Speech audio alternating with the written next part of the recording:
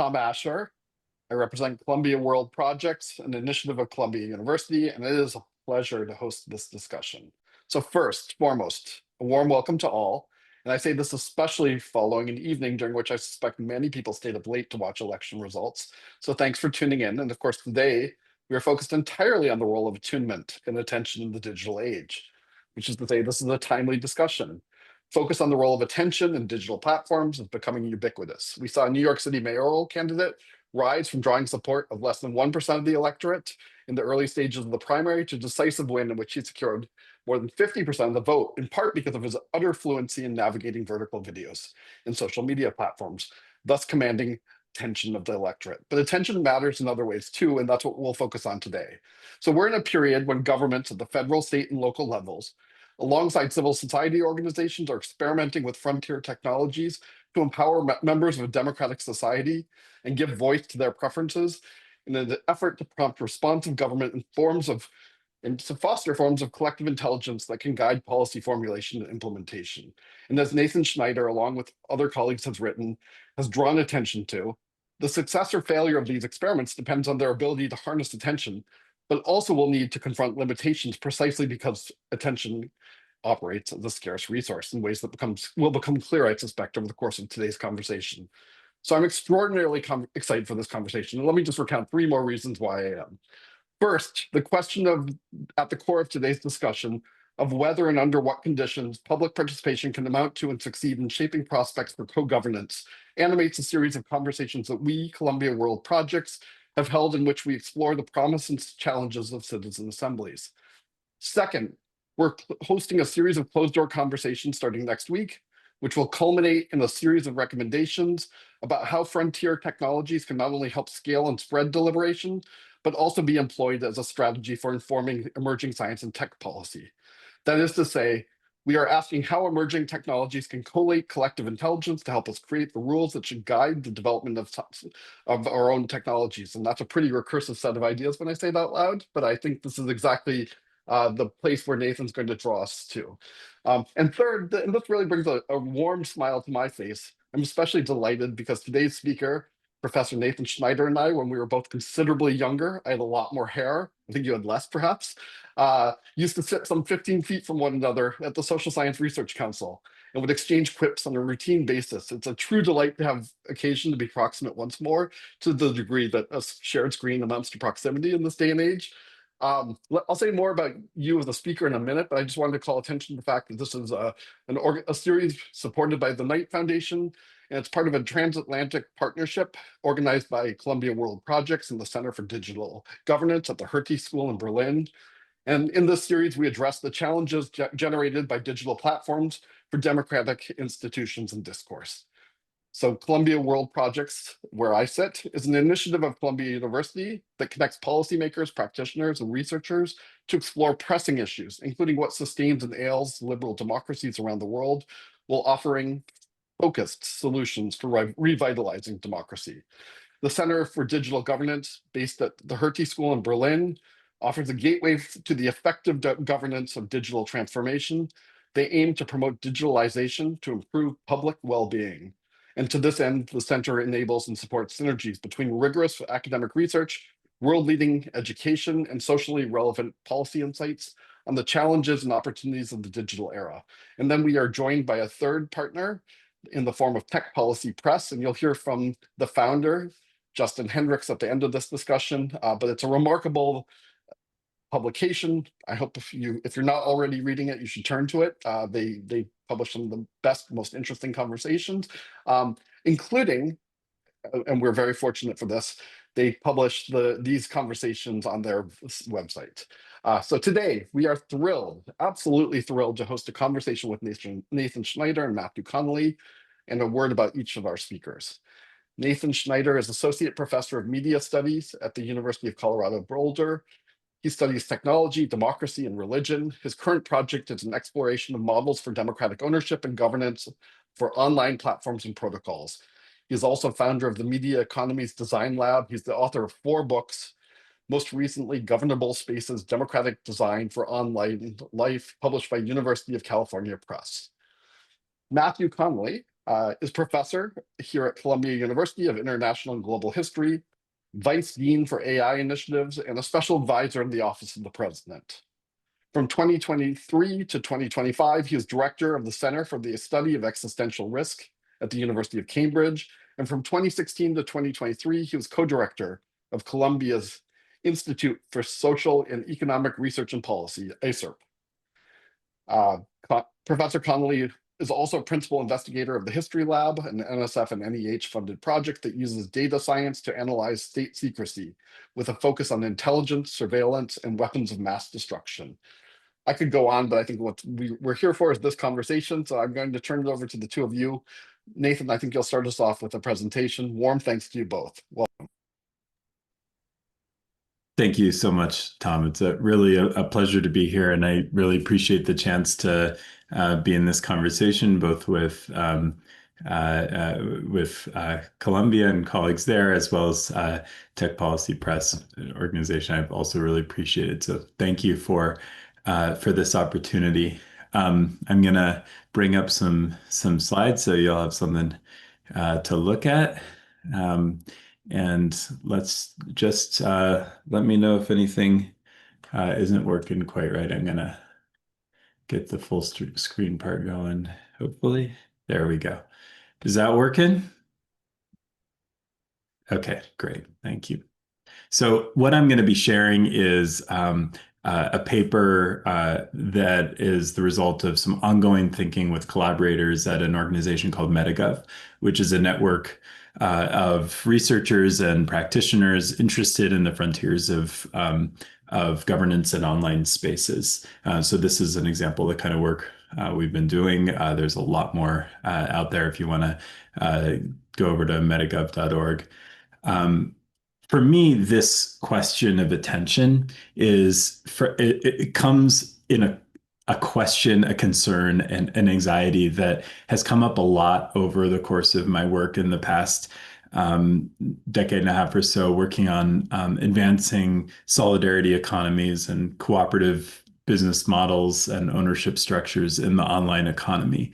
And it goes back actually a long time to this old ambition of the late 19th century, early 20th century of a cooperative commonwealth, which poses this question of what would the world actually look like if we, being people trying to advance democracy in everyday life, what would happen if we won? Could we actually handle living in a world full of institutions that we co-govern? If maybe the daycare we drop our kids off at, and the farmers market where we get our food, and all the different places we go and receive services from and depend on were also things that we co-governed. Could we handle that? And then compound that with the hundreds of accounts that, for instance, I have in my password manager. Could I possibly handle the dream of democratizing all of these things that I've been working on in practice with startup founders and this sort of thing, actually trying to accomplish? And this is a question that's also come up in a kind of weird bubble of the online economy, which is the world of Web3 and cryptocurrencies and things like this.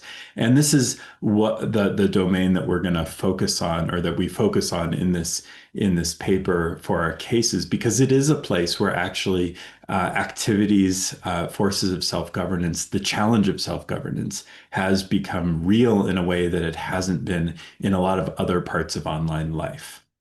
So the idea of economies of attention goes back, to, like many things, you could trace the beginning in many places, but the kind of canonical starting point is an observation by Herbert Simon.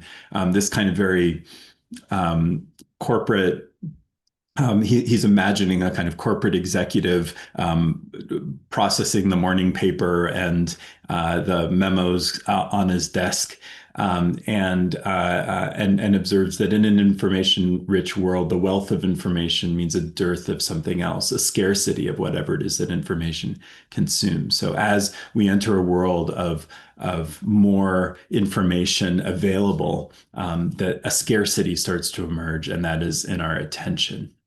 And this observation about attention economies now has become quite commonplace. We have major figures like, you know, Chris Hayes, also all sorts of commentators writing books and essays about attention economies. So we all have come to recognize Herbert Simon's observation as affecting as being very present in our lives. But one place that this hasn't really become manifest is in discussions and scholarship on governance. So if you look at some of the major works on governing common pool resources, like the work of Eleanor Ostrom and her students, attention is actually not a major figure in that work. And even when you look at online networks, Yochai Benkler wrote about brought the commons and common pool resource governance to online context. And he talks actually a lot about attention in the context of activity and labor, but not so much about governance per se. And so we want to open up this conversation and recognize that attention is a problem in governance specifically. And just to share some of the vocabulary we use, we talk about governance surfaces, which are the kind of knobs and the means available for change in an organization and institution, and then this concept of attention economies, and we try to see where they intersect. And we also take some nods from feminist economic thought, which recognizes with particular care the way in which labor, including labor of governance and labor of attention, has been invisibilized and undervalued. And also the way in which that Simon-esque view of attention economies is simply, seeing the executive as the solitary information processing machine is actually, and scarcity as the primary mode of thinking about economies, misses the capacity for abundance, misses the capacity of, say, a Wikipedia to create abundance of attention when organized properly. And so we want to avoid a kind of simplistic economics in our approach to attention, but at the same time recognize that there are aspects of Simon's scarcity observation that are real. So again, we turn to some case studies, and we focus on contexts of in Web3 mainly because they are places where governance in online space became a problem at a large scale for the first time. And some people may be taken aback by that. Hey, we're part of all kinds of subreddits and Facebook groups and things like that. But as I've argued in my last book, Governable Spaces, the means available for self-governance in typical online spaces are extremely limited, and largely controlled by the platforms, not by the participants. And that tooling for governance activities, like voting on the admin or mod of your subreddit or something, is largely not available. And that's actually not the case in the context of these blockchain technologies, where the whole premise is a distributed network, and therefore self-governance became a kind of essential problem with billions of dollars at stake that people were trying to figure out how to solve over the early or kind of late 2010s, early 2020s. A lot of money was being invested in this challenge of distributed online governance. And the cases that we look at come from that period. One, for instance, is called DAOstack. This was a project, I did some participant observation in it in around 2017 or 2018 or so. One of our co-authors, Ronan Tamari, was part of the project. And their concern was that, hey, when we get this new Web3 ecosystem going, where people are controlling these decentralized autonomous organizations, or DAOs, one problem people are going to have is there's going to be so many proposals coming through, because they're imagining a kind of direct democracy, which is how a lot of these were being developed, which is every proposal to spend money involved a kind of vote from everybody. And so how are we possibly going to handle all of the proposals that are going to come through for what to fund. So they proposed and actually developed a system for creating a kind of prediction market where some users could expend a lot of attention trying to figure out what proposals would be most worth the attention of the broader community. So the idea was you use economic incentives to encourage a small number of people to specialize in expending their attention to help manage the economics of the attention for the larger group.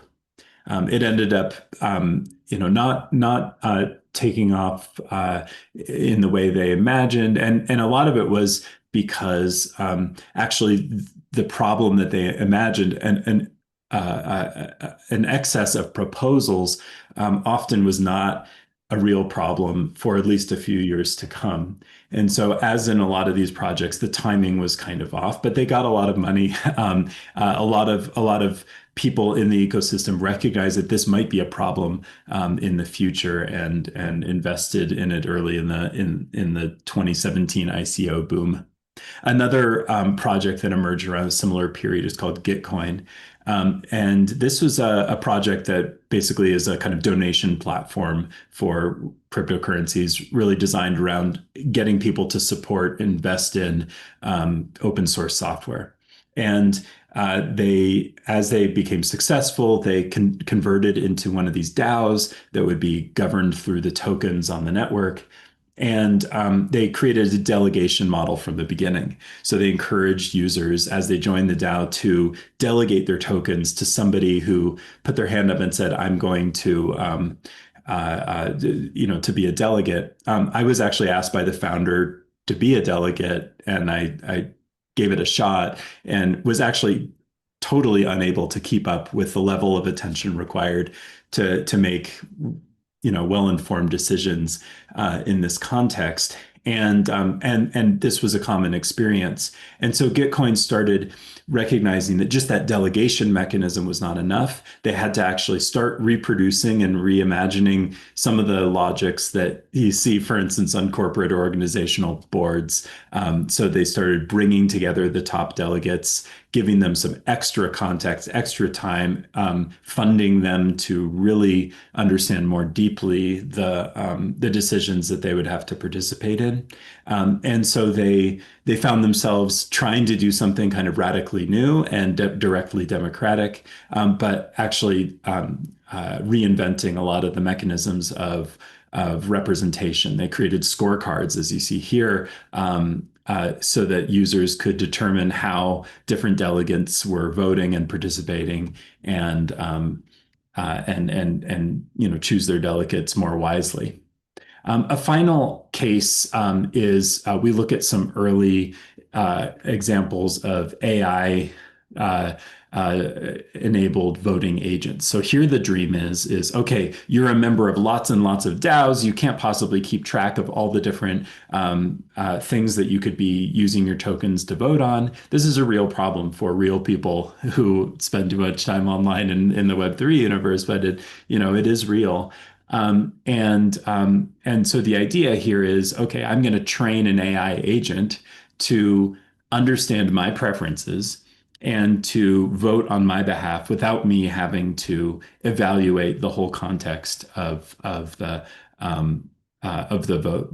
We were looking at a very early experiment in this called, I don't exactly know how you pronounce it. It's kind of a play on the Arnold Schwarzenegger Governator, and but actually this kind of logic has been continuing to be developed in the Web3 ecosystem. So you see this idea of delegation to agents. And this is something that you see discussed more and more, including in discussions around citizens' assemblies and other forms of democratic innovation, is, hey, maybe we should get some LLM agents into this mix, voting for us. And this is interesting because it actually just shifts the space of human attention. It shifts the governance surface from actually participating directly in decision making to having to care and manage and oversee a bot that is ostensibly voting on your behalf and representing your preferences. And it also loses the opportunity probably for a lot of the useful learning that one might have in deliberative processes. So once again, there's an attempt to try to figure out how do we manage this attention challenge across across some ecosystems. So a few observations from these cases. One is that this problem of attention economies is a perceived problem worth investing in among people who are engaged in spaces that involve some form of online self-governance. Where self-governance is required, early adopters are perceiving attention economies as a problem. And then again, often what seems like a new efficiency, like adding an LLM to the mix, might actually just be moving the governance surface somewhere else. And we need to be really attentive to the fact that just because we're not expending our attention in the place we were before, we may still need to expend a lot of attention somewhere else. And you see this again with people who are using companies that are building vibe coded code bases in software. They're often having to hire additional consultants to come in and fix their vibe coded code bases. It raises real questions about whether there's real savings in the end. And that over and over, I think the Gitcoin case in particular manifests this, that people who are adopting these emerging technologies are rediscovering the wisdom of legacy online practices. Like, oh, that's why we have boards. Oh, that's why we have proxy votes. And so there's a recognition of the wisdom of a lot of our legacy institutions. I think often about how, there are some, I'm a member of many organizations that are ostensibly democratic, like my credit union, that I don't participate in the governance of very actively at all. I've been to the annual meeting once. Most members have never been to an annual meeting. And yet we have structures in place that make it reasonable to assume that the credit union is still nevertheless acting and being governed on my behalf. So out of these observations, we propose a heuristic. And this is a kind of tool to help researchers as well as designers just think about the governance the role of attention in their governance designs. One thing that we all have observed, all of us involved in the research have, been approached by organizations who are with problems like most of my token holders or my members are not participating. What's wrong with them? And we argue that a better question to ask is, what is wrong with the design of your governance system? Are there ways in which you can map out what kinds of attention are actually expected?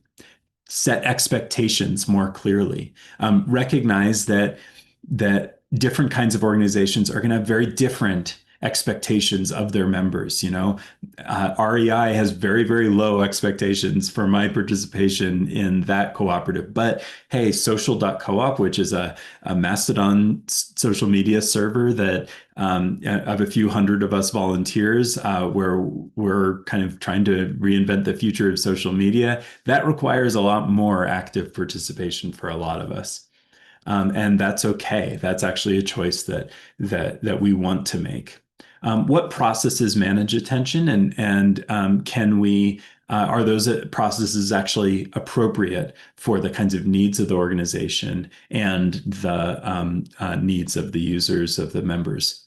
What information is available, and how does it affect expectations placed on their attention? Often we perceive transparency as an unmitigated good, but sometimes transparency can be a deluge of information. When I was observing the development of DAOstack, one thing that was striking to me was this platform that was all built around algorithmic, economic management of attention. The community ended up spontaneously creating a newsletter, an old-fashioned newsletter. Hey, here are the things we're talking about this week.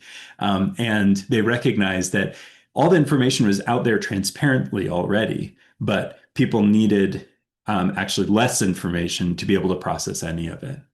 And then incentives. This is really important. What incentive do I have to participate in a governance process? And is that incentive matched to the expectations on me? Is there, are the things I'm being asked to learn about and understand actually commensurate with the benefit I might see in my life? And this is a question I think really worth asking, not only about these online spaces, but about our political systems more broadly, and the widely felt experience that democracy is that people do not see democracy as positively impacting their lives. And then finally, feedback. How do you change the system? How do you recognize that early on, a smaller community might need a lot of direct participation, but then as it evolves and grows, it might need to develop a very different kind of attention economy. And I want to end here just by sharing this image from, I've done a lot of work between the legacy cooperative movement and the efforts to build self-governance online. And I live in the state of Colorado, where there are 42 electric cooperatives. When they have an annual meeting, they have essentially a big party with a buffet like this, and someone dressed as a robot, and the kids come, and it's a fun day for the community. And to me, that's a really powerful reminder that democracy that requires that kind of incentive, that kind of investment in people's attention. And that's something that functional democracies, some of these rural electric cooperatives are better than others in those terms, but that functional democracies need and have in the past already been taking account of the attention of their participants in governance. So design governance for stakeholder attention. Both technically and socially. Treat unexpected behavior, like a lack of participation, as feedback, as a signal that the system might not be set up appropriately for its members. And finally, expect governance design to evolve as attention economies change. So I hope this reflection on some dynamics we're observing in some pretty rarefied online contexts might bear on some of the questions that you all are considering. And if you'd like to go more deeply, you can download the paper at this link, or just search for it online. It's available as a preprint. Thank you so much. All right. I think it's my time to offer a comment on Nathan's paper. Nathan and his co-authors, that is. Let me just obviously, I should thank Tom and Nathan and his co-authors, everyone who organized this.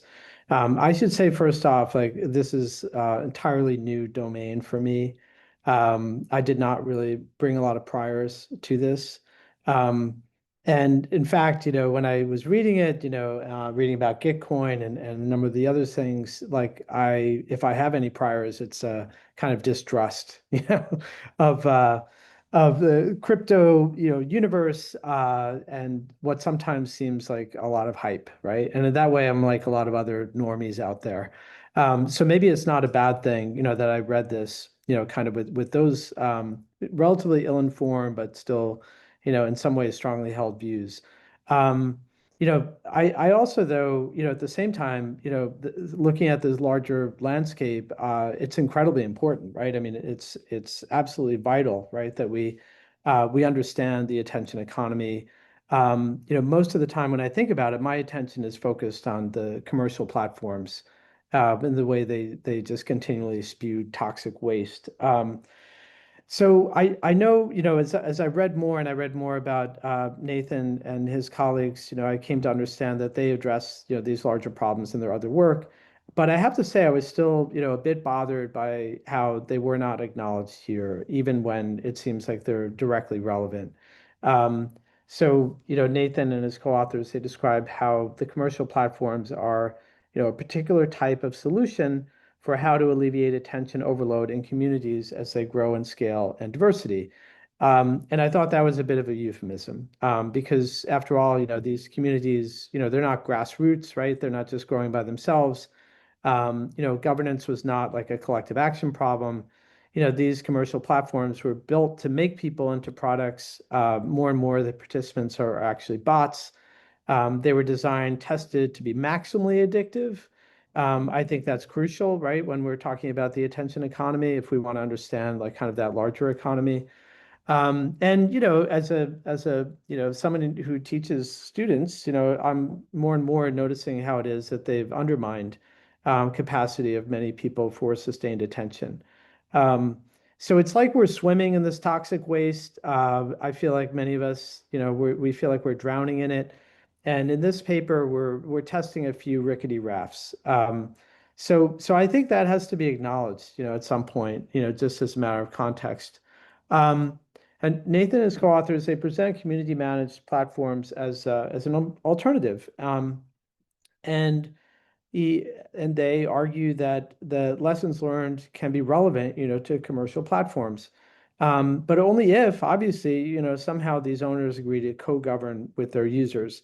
And that seems, implausible at best, right? Unless we have a political strategy, unless we, talk about politics, in a way this paper doesn't. It's a paper really that's about how do we manage, how do we engineer alternative platforms in a way that might serve us better.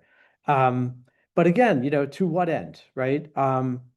And I worry that not acknowledging that really reduces the relevance, of the important work that's being done here. It makes it less important than it could be.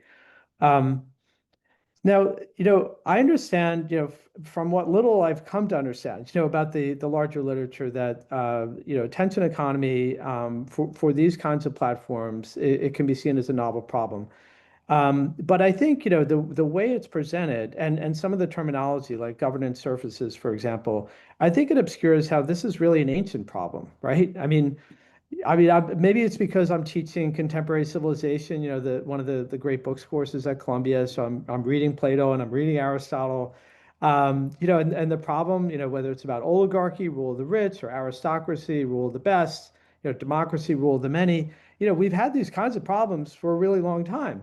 And for a long time, we've struggled over, accountability, how to, ensure that communities are governed with wisdom and other virtues, right?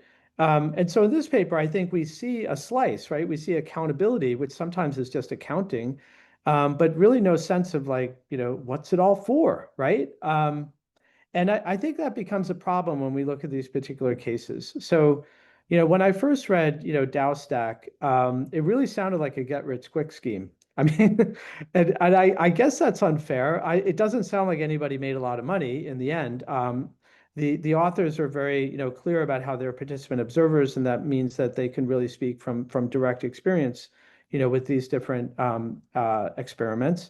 But clearly DAO Stack was set up so that the early investors would have disproportionate power over the platform, and it's described as kind of collective intelligence, like as if the money that they gave them, was or the money they invested was giving them a kind of intelligence. And in this case, we see, as Nathan acknowledges, there's a decline in participation. There's really no deliberative discussion. And tellingly, it's because there was a sense that there was really no overall mission, like other than the platform itself. And presumably, like if it had succeeded, if it had scaled, then those initial investors would have enriched themselves from that. But if they don't have any other purpose, it wasn't clear why it existed. So in terms of what we learned from this, like it's not clear. I think there's some kind of obvious things, and I'm not sure how much they tell us about what real alternatives might look like. Now, Gitcoin stewards, these were initially like owners of Ethereum tokens. In this case, you could either buy votes effectively to control this platform, or they were given to early, users, contributors, investors. Here again, there's no sense of what this platform is really supposed to do. If it wasn't just to enrich the participants, this may be again like my ignorance, but I do think that this has to be front and center, or it should be, if we're talking about governance, right? Is to what end? So in this case, what happened, right? They called it liquid democracy. It was a way in which you could delegate this power you had from money, to other people who had more time. But they found out that the people given that time or had that time and were willing to take that power, they didn't have the knowledge required. They didn't know, for instance, like how to read source code. So they began paying the stewards. They gave them performance reports. They organized them into workflows, which are really like departments. They were led by a council, which we might call a board. And so as Nathan and his co-authors point out, in effect, they reinvented the corporation. Right? They managed a centralized governance, centralized power, really, and they eroded any sense of kind of collective, community. And I think there's another problem here. It's the idea that, if only we have more attention, we have better governance, right? I don't think that's at any point really spelled out. Like, why should that be? Why should we think that people have more time are going to give us better governance? And it doesn't in any way address, like, what are the intentions? What are the goals of the people who are governing, right? Are they well-intentioned or are they just self-seeking?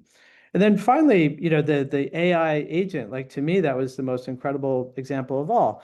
And, the authors point out that it was playful, it was lighthearted, it came out of a hackathon. And, the initial goal apparently was, and I'm quoting, AI, how it might benefit humankind. Okay. It really seems like a money-making scheme. I mean, because, in this case, like, you had to pay the AI with cryptocurrency. And what do you get? What you get is you don't have to participate in deliberation at all. And you had to just choose, like, whether you wanted it to be good, right? Your AI was going to favor governance proposals as if that was a good in and of itself, or evil, right, to oppose them. There was no option for humans in the loop. And according to the authors, like, this was consistent with Web3 culture. And I'm quoting, governance minimization, right? Why is that in itself a good thing, right? Why is governance something we want less of? Now, I understand, like, we only have so much time. This is the attention economy after all. And in this case, it was described as how we should participate then in higher order, more meaningful tasks, right? I don't know why these other tasks are more meaningful than governing a community. If you go back again, maybe I'm 2,500 years old here, but, governance was seen as like the greatest good of all, right? The highest aspiration, for any individual in the community. Now, Nathan and his co-authors, when describing this, they describe it in favorable terms, how it garnered interest from cryptocurrencies, how it would soon be a full-scale product offering. I mean, at best, it's described in neutral terms. And I suppose when you see how many of these schemes fail, like the fact that it's still going, like, seems like success. But it brings me back to what I thought was the topic of all these talks, which is about the challenges generated by large digital platforms for democratic institutions and discourse. Are the approaches described here actually intended to promote democracy and discourse? I think at best it's not clear. Now, instead, at least in some cases, they're intended to minimize governance, as if governance was a lower order task. Instead of fostering real democratic deliberation, it mimics deliberation. And sometimes it makes it automatic, it automates it. And there's almost no attention paid to what good these public goods are meant to achieve. And all the time, in each case, they created new ways to produce wealth for the governance minimizers. All right, so again, I'm speaking from a place of ignorance, but maybe in a way that could be helpful in terms of how other people outside of that community might respond. So I'd love to hear what Nathan thinks, and obviously we want to hear from the audience as well. Thank you.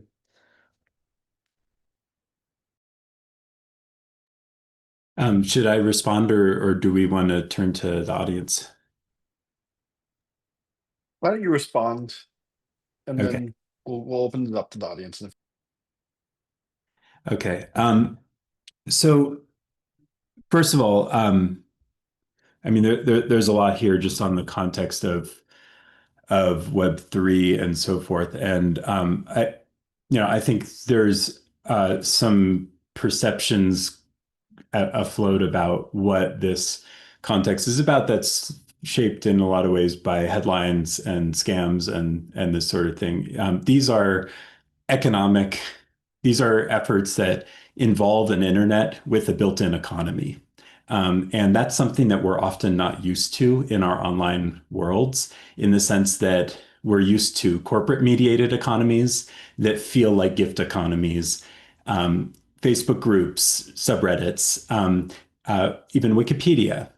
They feel in some sense, perhaps even though we might despise the owners or so forth, the things we do on them might feel in some sense purer because they don't have a built-in economy into their structure. In these experiments, there are attempts to build online platforms and infrastructures that do have a built-in economy. So there are forms of resource incentive designs, economies involved. Throughout my engagement with this world, I've expressed and articulated a lot of the kinds of critiques that you're raising, and often those critiques have been welcomed in these communities.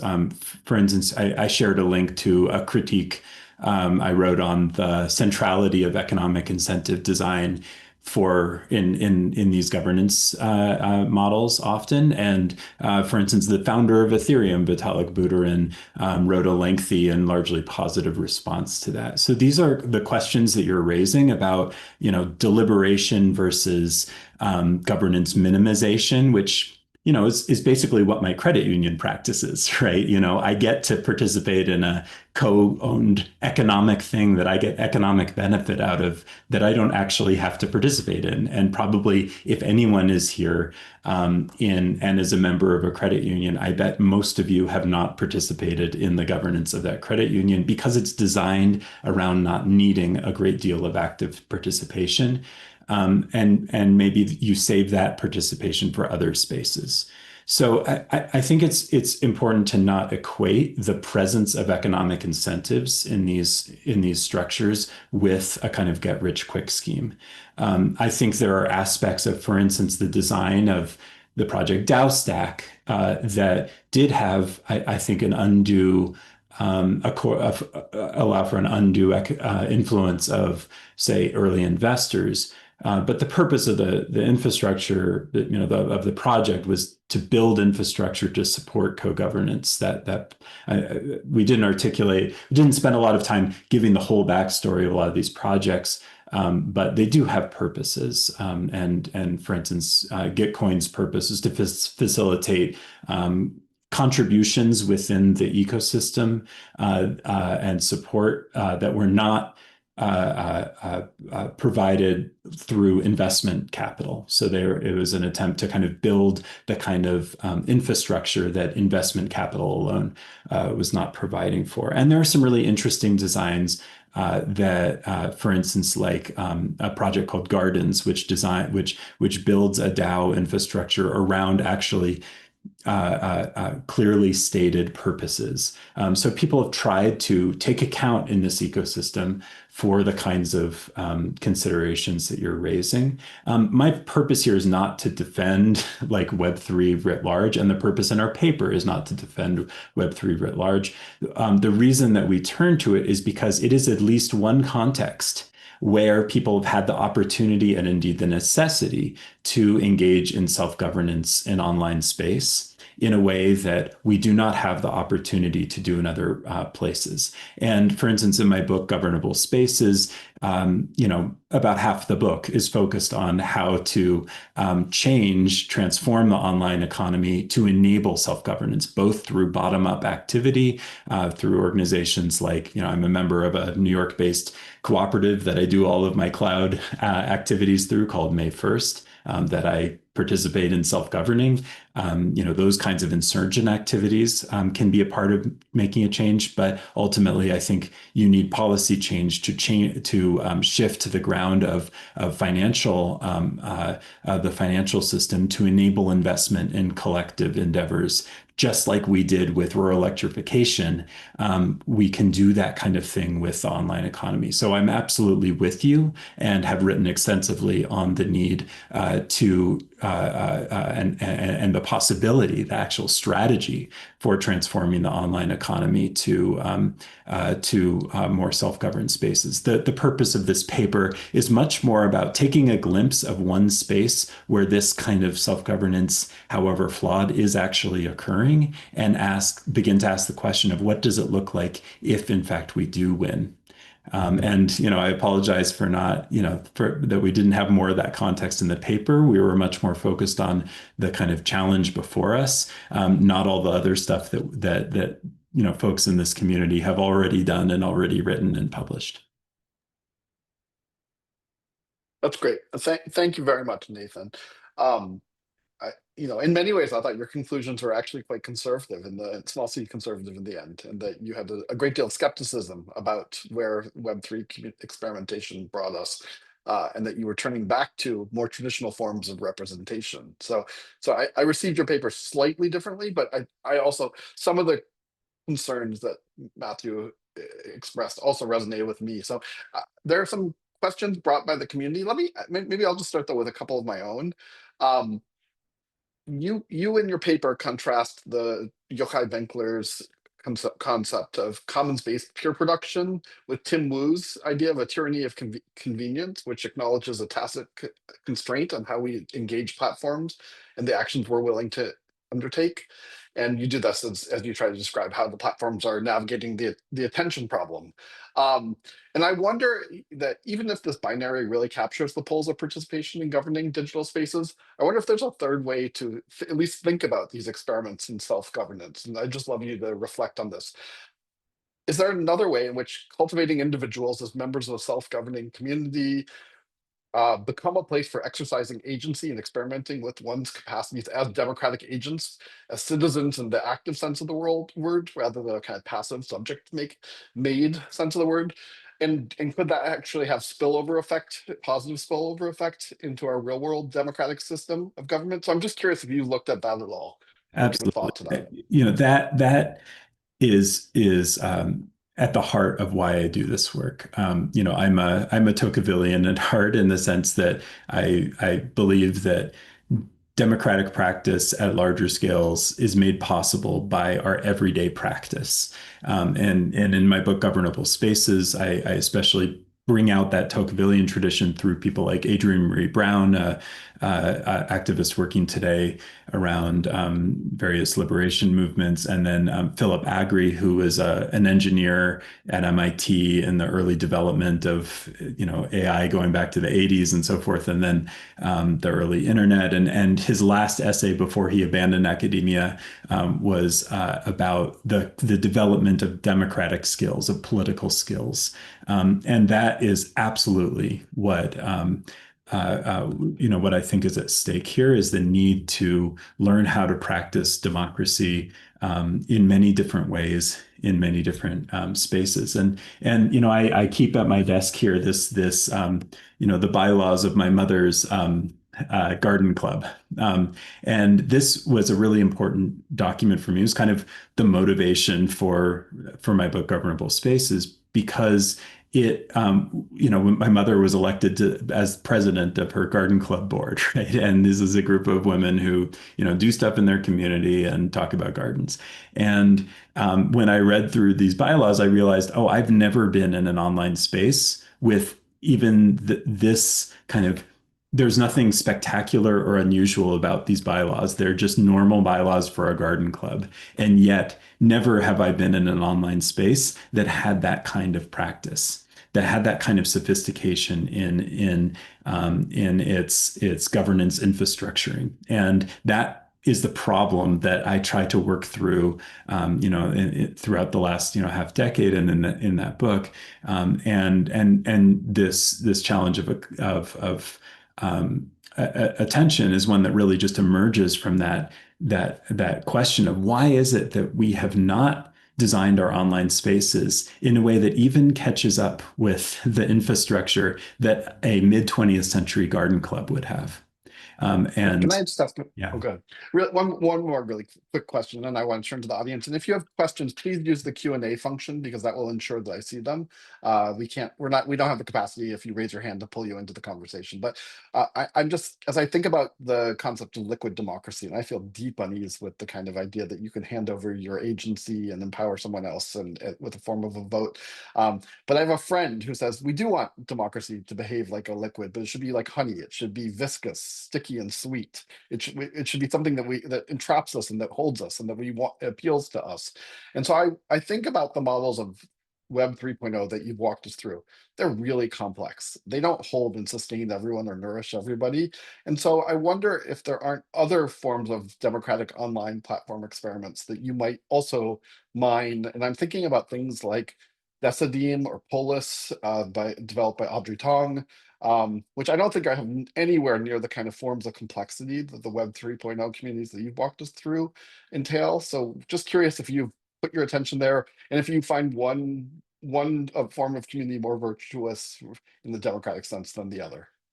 Yeah, absolutely. So, for instance, Metagov, the organization that this comes up, is now led by Liz Berry, who's one of the leaders in the Polis community. Polis is a really interesting tool that's built around helping facilitate kind of processes of deliberation and also consensus finding, and actually some of the elements of the algorithm now inform the X community notes feature. That's I think one of the better aspects of what is otherwise a kind of cesspool. And Decidim is a platform that was created by the government of Barcelona, and I hold it up actually in governable spaces alongside Web3 as an example of what happens when you break the logic of what I regard as what I call implicit feudalism, and you create the underpinning capacity of self-governance in online space. So one way to do that is through the network design, like Web3, saying, let's get rid of the servers. It's all a peer-to-peer network. Go. The other model is for a government to say, okay, we're going to actually digitize core functions. We're going to open a space of community self-governance. And one thing that's really beautiful about Decidim, like in Web3, is if you look at the list of plugins that you can add to Decidim, there's an incredible amount of creativity there, where people are thinking, okay, what could we actually do in an online platform that would enable us to have better conversations and learn from each other better, more fully, for better or worse, when you open up those spaces of the possibility of governability in online life, really creative things can happen. And you see this even with things like the very minimal governance surface of, say, a subreddit, where there's a lot of creativity around the kind of scripting that mods can use to at least make the monarchy of modship, or the oligarchy of being a mod, a little easier. And this is something I've seen over and over, is that when you open the door for enabling self-governance online, really powerful, creative, messy, not perfect, but still really interesting things can emerge. Our biggest problem in many respects, the problem that precedes the problem in this paper, is that we really haven't been given the chance to do that very much. And so we are very limited in the things that we can study, and understand, where, what could go wrong, what are some of the dynamics at play. Great. And let me pull in a couple questions. I'm going to cluster them together here from people in the audience. And I'm going to butcher names. I apologize profusely.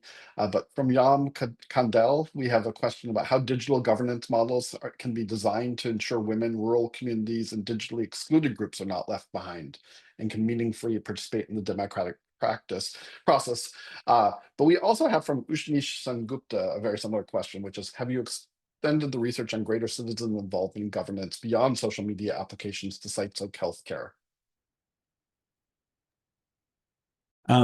So to take the second question first, I've been involved in supporting self-governing online and offline communities in a lot of different ways. Here in Colorado, we have some of the most, we have the best state level policy for employee ownership. So I do a lot of work around employee owned businesses here. And in some cases, I've worked with healthcare related projects like Savvy, which is a platform that was owned and governed by patients who are stewarding their insights and their data in the medical industry. I think this is it's a really important place to work. But I've been involved in lots of different kind of efforts in the labor market and in a lot of different contexts. Here in Colorado, we're actually in the process of standing up a new, very ambitious home healthcare cooperative, my goal is often to find overlap and lessons across these sectors. How can we learn from what's been done in other contexts? And on the question of equity, I think that's a really important question. It's one that we do bring up quite a bit in the paper. Some of my attempts to include it more were kind of pushed out by reviewers in the process. But this is, to me, a fundamental stake in attention. How do we make sure that people who may have the least available attention are able to participate? And how do we make sure that we are not creating systems that put the largest attention burdens on the people least able to bear them? This is a really, we frame this concept too of recognizing that justice is at play in questions of attention, and the challenge of how to navigate questions of justice. There is not a one size fits all response. I think in the context of rural electric cooperatives, for instance, for some years I was on the board of an organization whose sole mission was to activate members of rural electric cooperatives where their boards were being exploitative. And the things we had to do in the context of rural electric cooperatives were different from what you would have to do in a credit union or in an online platform or in a cryptocurrency or something like this. So these questions of justice, should be absolutely central to how we design systems of governance. But I'm afraid I'm not sure that there is a kind of one size fits all solution to it. Let me give you a couple other questions, and you can answer one of them more succinctly both. From Louis Aragone, he asks, or they ask, have you researched or come across research that evaluates the potential impact on governance improvement from the interplay between a governance system that incorporates voting rights, token-based, with a cost for not exercising or delegating them? So if there's a penalty for not using your voting rights. And then Yowande Adier is reflecting on your mother's gardening bylaws and noting that lots of the forums, so say a Facebook group will have rules of engagement, and is that not the equivalent of a set of bylaws, often which are crowdsourced, I'll just add, and so also have some sort of social dimension to them, socially generated dimension to them? Yeah, that's a really important question. That second one. And absolutely, there's a lot of activity around establishing shared norms. A major collaborator of mine over the years is Corlin Neda Emke, who very courageously, developed and advanced what's now the most widely used code of conduct in open source called the Contributor Covenant. But one thing that we came to recognize together in our conversations is that codes of norms are different from codes of governance, and I think it's really important to recognize where the codes of norms stop. So, one thing that the bylaws have here is, how do you elect your president? How do you elect your board? What do you do when there is a conflict at the highest level of power? And this is something that you almost never see in the context of online forums or Facebook groups, because the defaults of these systems are set up to enable perpetual authority on the part of the people who have ultimate authority. That those kinds of things are almost never written into the rules of online groups. It's assumed that that authority will be passed perpetually through the people who initially founded it. And, we can talk about the economic history for why that became a norm in online spaces. That's chapter 1 of Governable Spaces. But but it's a really important distinction to make, to notice where, for instance, I make a distinction, I developed with Seth Fry at Metagov, this concept of the distinction between effective voice and affective voice. We have in online space a lot of affective voice. We get to talk and talk and talk, and we police each other's talking. But what we often do not have is the effective voice of a vote, of being able to actually hold someone accountable even when they don't want to be held accountable, or to take away someone's power even when they want to hold on to that power, and accept the effective voice of exit.